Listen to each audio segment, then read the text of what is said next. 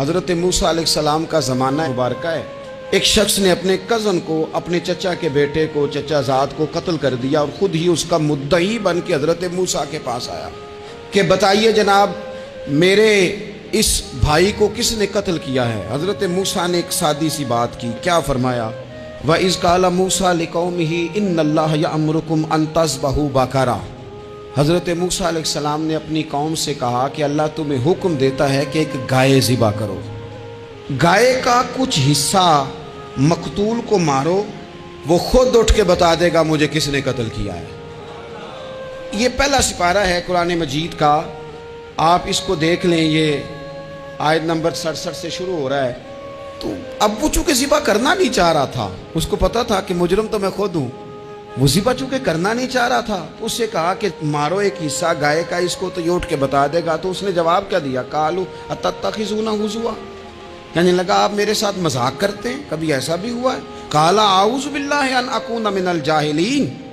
حضرت موسیٰ علیہ السلام فرمانے لگے میں اللہ کی پناہ مانگتا ہوں میں جاہلوں میں سے ہو جاؤں. ہر وقت مذاق کرتے رہنا یہ تو جاہلوں کا طریقہ ہے. کن کا ہے؟ حضرت موسیٰ نے کہا ہے، قرآن پاک ہے. ہر وقت مذاق کرتے رہنا، خوش طبعی اور چیز ہے، مسکراتے رہنا، لیکن کسی کا مذاق ہر وقت اڑاتے رہنا کن کا طریقہ ہے؟ جاہلوں کا. جب کہا نہیں ذبح کرنی ہے تو اب ذرا دیکھیے کرنا نہیں نہ چاہ رہے. قالوا ادع لنا ربک یبین لنا ما ہی، کہنے لگے اے موسیٰ پھر آپ نہ رب سے دعا کریں کہ وہ ذرا کھول کے بتائے وہ گائیں کس طرح کی ہو. ارادہ نہیں نہ ذبح کرنے کا، آپ دعا کریں. قال انہ یقول انہا بقرۃ لا فارض ولا بکر. فرمایا کہ رب کہتا ہے وہ گائے نہ بوڑھی ہو نہ زیادہ بچیا ہو، عوان بین ذالک، ان کے درمیان ہو، یعنی جوان گائے ہو. فافعلوا ما تؤمرون، کرو جس کا تمہیں حکم دیا جا رہا ہے. قالوا ادع لنا ربک یبین لنا ما لونھا. لو اگلی بات سن لو. کہنے لگے آپ دعا کریں رب سے کہ وہ کھول کے بتائے اس کا رنگ کس طرح کا ہو، رنگ بتائیں کس طرح کا ہو. قال انہ یقول انہا بقرۃ صفراء. فرمایا رب فرماتا ہے کہ صفراء رنگ کی ہو، یعنی گہرے زرد رنگ کی ہو. کہ رب فرماتا ہے اس طرح کی گائے ذبح کرو.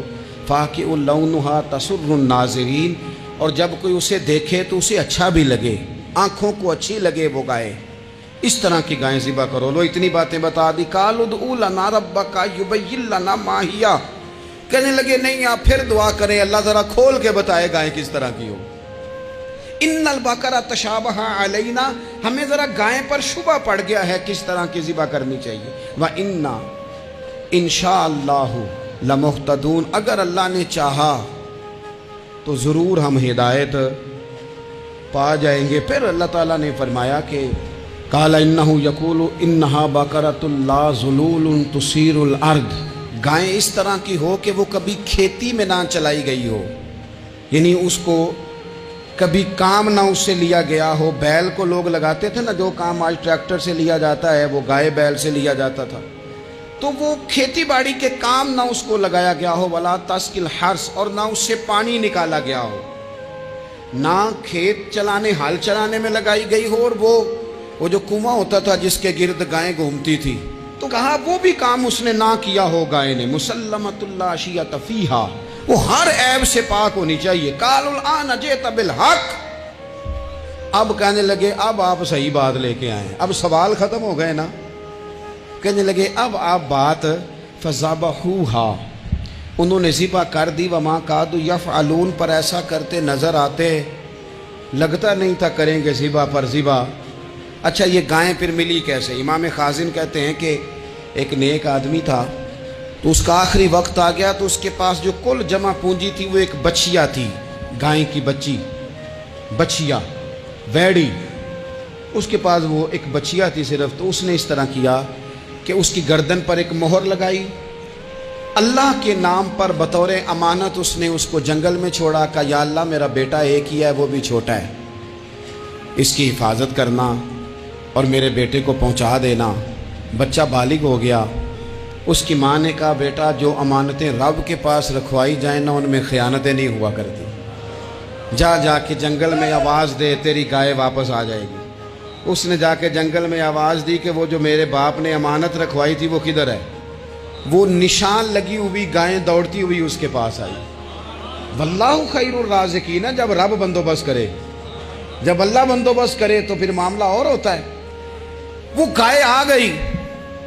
اب اس نے کیا کیا اس نوجوان نے کہ وہ گائے گھر لایا، ماں سے آ کے کہا کہ اماں یہ تو اللہ نے فضل کر دیا۔ ماں کہنے لگی پتر حالات ہمارے خراب ہیں، منڈی میں لے جا اسے بیچ دے، لیکن سودا میری مرضی کے بغیر طے نہ کرنا۔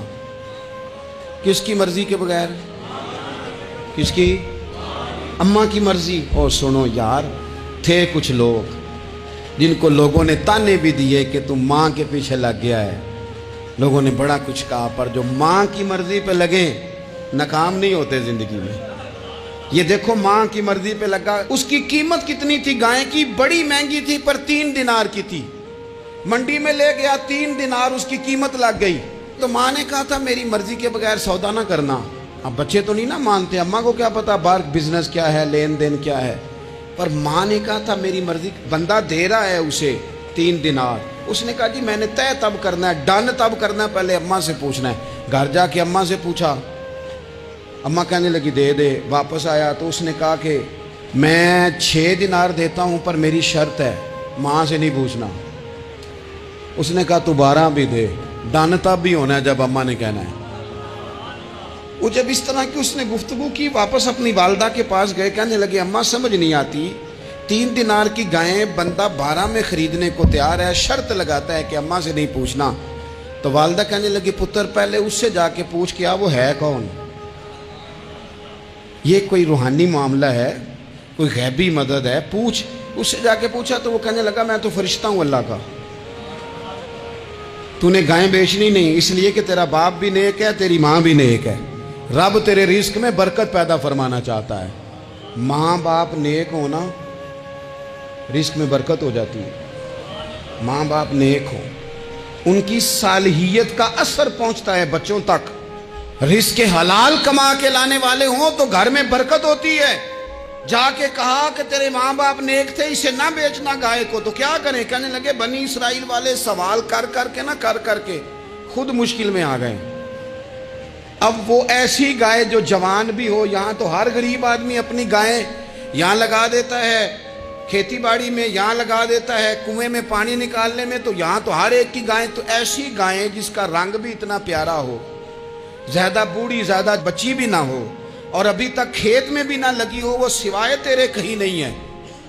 اس نے کہا چل پھر مہربانی کر بتا میں کتنے کو دوں گائیں، اگر وہ آ جائیں تو کتنے کو بیچنی ہے؟ اسے کہنا کوئی نہیں، ریٹ تو زیادہ کرنا ہی نہیں، ان سے کہنا گائے کے اندر سے گوشت نکال دیں اور جتنا گوشت ہے اتنے پیسے بھر دیں، اس کی کھلڑی بھر دیں۔ اب وہ بنی اسرائیل والے ڈھونڈتے پہنچ گئے، کہا جناب گائیں 3 دینار کیا 6 لے لو۔ اس نے کہا نہ بھائی، ذبح کروں گا، گوشت نکالوں گا، جتنا وزن گوشت کا اتنے پیسے بھرو گے کھال میں تو پھر گائے تمہیں ملے گی۔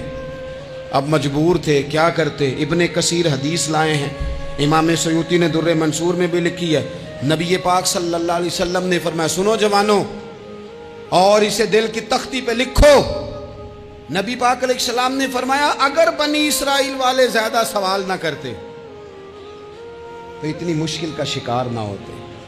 انہوں نے سوال اتنے کیے کہ چارہ نہیں ہے اب ان کے لیے، چارہ نہیں ہے اب ان کے لیے کہ یہ ادھر ادھر جا سکے، مجبوری بن گئی ہے، یہی گائے خریدنی ہے، یہی لے جانی ہے۔ اب اتنا سارا مال جمع کر کے وہ گائے خریدی، ذبح کی، تو مقتول کو جب اس کا ایک حصہ مارا تو اس نے اٹھ کے کہہ دیا یہ جو مدعی بنا ہوا ہے نا، یہی تو میرا قاتل ہے، یہی تو میرا قاتل ہے، یہی تو ہے، اس نے یہ سارا کام کیا۔